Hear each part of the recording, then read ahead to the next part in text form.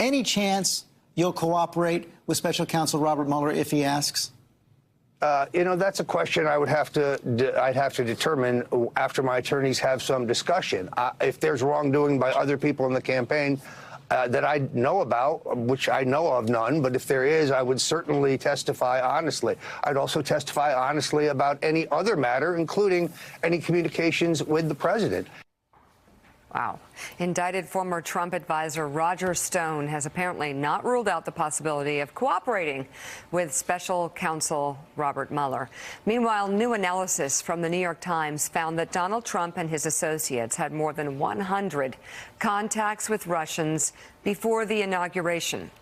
The analysis found the contacts between Trump and at least 17 campaign officials and advisors were with Russian nationals and WikiLeaks or their intermediaries. The contacts included more than 100 in-person meetings, phone calls, text messages, emails, and private messages on Twitter. Among the president's own contact was the letter of intent he signed for a Trump Tower in Moscow, despite tweeting, quote, "I have zero investments in Russia," and, quote, "I have nothing to do with Russia, no deals, no loans, no nothing," and saying this at his first White House news conference. I have nothing to do with Russia. To the best of my knowledge, no person that I deal with does. Nothing. The Times says its analysis has been based on its own reporting, documents submitted to Congress, and court records and accusations related to the special counsel investigation. So many questions. Joining us now, member of the House Intelligence Committee, Democratic Congressman Jim Himes of Connecticut, also with us, former Justice Department spokesman, now an MSNBC justice and security analyst, Matt Miller. Good to have you both. Joe? Good morning. Matt Miller, let me start with you. I don't know if you ever saw BBC's retake on Sherlock. I mean, it's extraordinary. There's this moment where Sherlock's brother Mycroft says, "And what do we think of coincidences, Sherlock?" And Sherlock says, "The universe is rarely so lazy." So here we have 100 meetings with the Russians before the inauguration. We have members of the Trump team lying repeatedly about those 100 meetings with Russians or Russian-influenced people. And here we find ourselves at the end of an investigation, or possibly near the end of an investigation, and it's just impossible to come to the conclusion that all of this is a coincidence. There's something there. Of course, the question is, what is it? But the sheer number suggests it's extraordinary. Yeah, it's obviously extraordinary, and the president's remarks that we just played, and once he took office, were obviously a lie. They had a number of contacts with the Russians. He was trying to do business in Russia while he was running his campaign. His campaign manager, his son-in-law, his son were meeting with Russian intermediaries who it seems were sent on behalf of the Kremlin. So they had extensive contacts, and we found out about more contacts on Friday when we found out that someone, a very senior official in the Trump campaign, reached out to Roger Stone to ask him to get in touch with WikiLeaks and find out what was coming next. So they had extensive contacts. And I think the question that we still don't really know the answer to is, why all the lying? You know, there are a couple of reasons you could be lying about this. The worst reason, obviously, is because you know there was a massive conspiracy from the top, executed all the way down, to participate with the Russians in the hack of emails and the release of stolen emails. The less benign, maybe not criminal, but still, you know, quite toxic politically explanation would be they're lying because the political scandal is just too damaging, and they didn't want any of this to come out, even if they didn't cross the line into committing a crime. And I think that's the question we kind of need to focus on if we are getting to the end of this investigation. We are going to see evidence of crimes that were committed. We keep seeing more and more evidence of crimes that were committed. But then there may be other evidence of behavior by the president and behavior of people around him that doesn't quite rise to the level of criminality, but is still far, far beneath what you expect from people in the highest office in the land.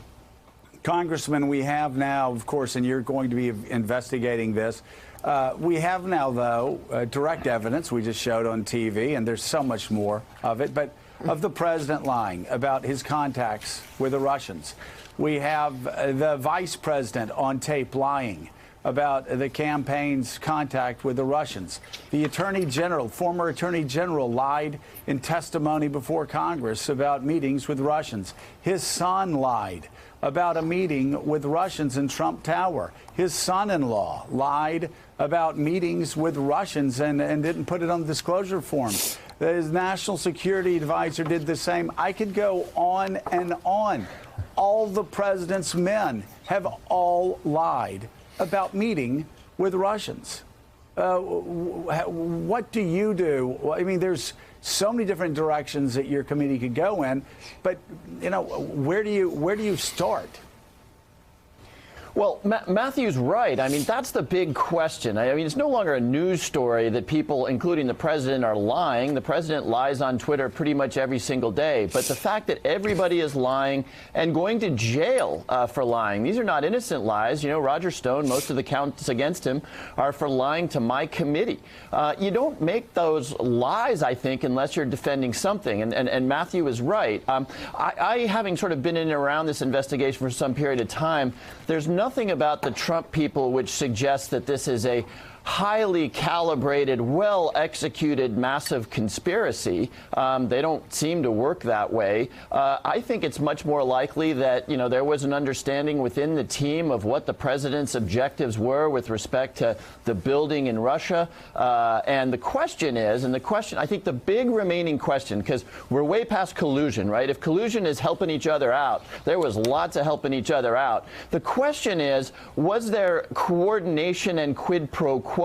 Is Michael Cohen or Roger Stone or anyone else, the president, on record as saying, hey, if we do this, we will get that? That's when you move from collusion, amongst other ways, that's when you move from collusion to criminal conspiracy. And I think that's the remaining shoe to drop out of the Mueller investigation.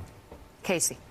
Congressman, to that point, were you surprised at all, and this has been Roger Stone's defense, that in this indictment he is charged with lying to investigators, with lying to Congress, but he is not charged with conspiracy or collusion-related items? There are no things that Mueller discovered that he has laid out in that indictment. Were you surprised by any of that, and do you buy that that may exonerate him in some way? Well, it certainly doesn't exonerate him in any way. I mean, remember, Michael Cohen is going to prison for lying to Congress. You know, Michael Flynn, Manafort, sure. all of this lying is not just a small misdemeanor. You don't get to lie to federal officials. Particularly, again, this is not did you jaywalk right. across Main Street. This is serious stuff. But the point is, I mean, the president continues to say no collusion, calling it a witch hunt, et cetera, and this is Roger Stone's defense. Does it tell you anything as somebody who's been behind, in all of these meetings? In the testimony that they didn't hit Roger Stone with a collusion or conspiracy charge?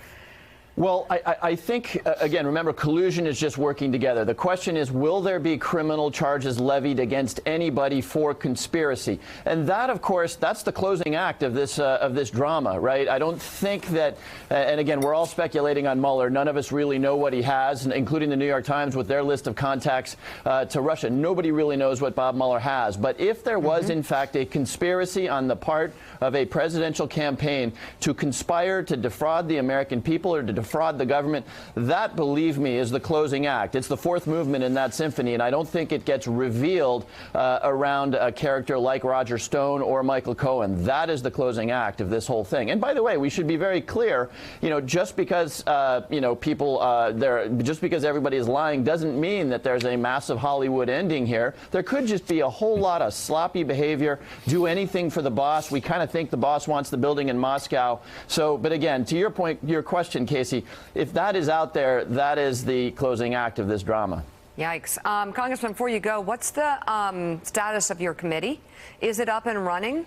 And are you able to actually do the work that you need to do? Yeah, very good question. The answer is, as of this morning, it is not up and running. The Speaker of the House, Nancy Pelosi, appointed the Democratic members to the committee. I am told that Kevin McCarthy is planning on doing that today or tomorrow. But yeah, it's high time we get underway. Forget about the Russia investigation. We have not done real oversight of our intelligence community for many months now, so it's high time we get working. All right, Congressman Jim Himes, thank you very much. Keep us posted on that. And Matt Miller, stay with us. We got a lot more for you. Still ahead, President Trump apparently thought the Russia controversy would be over. when he fired Michael Flynn.